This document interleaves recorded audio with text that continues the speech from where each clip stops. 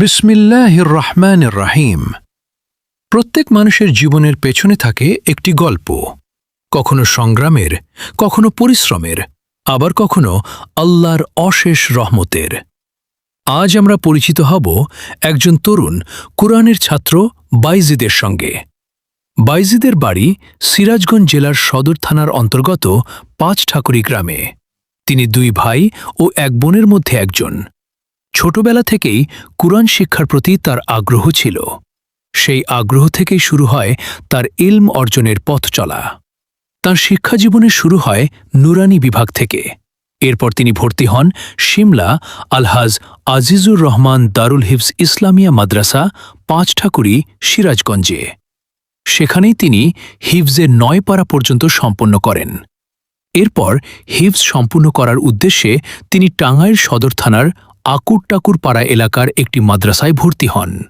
আল্লাহর রহমতে সেখানেই তিনি পবিত্র কুরআনের সম্পূর্ণ ৩০ পারা হিফজ শেষ করেন।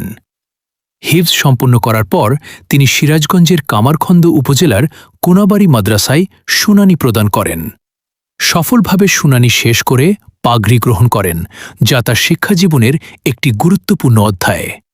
বর্তমানে বাইজিদ কিতাব বিভাগের ফার্সি জামাতে অধ্যয়ন করছেন। প্রতিদিন নতুন কিছু শেখার চেষ্টা করছেন এবং কুরআন সুন্নাহর জ্ঞান অর্জনের এই পথেই ধীরে ধীরে এগিয়ে চলেছেন।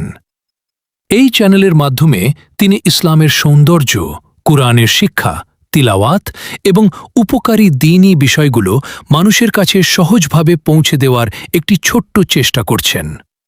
সামনে আরও অনেক কিছু শেখার আছে, তাই তিনি সবার কাছে দোয়া প্রার্থী, আল্লাহ তাআলা যেন তাকে ইলমে বরকত দান করেন এবং দ্বীনের খেদমত করার তৌফিক দান করেন।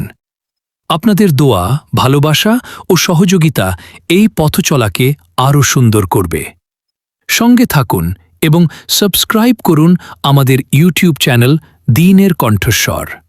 আসসালামু আলাইকুম ওয়া রাহমাতুল্লাহি ওয়া বারাকাতুহু।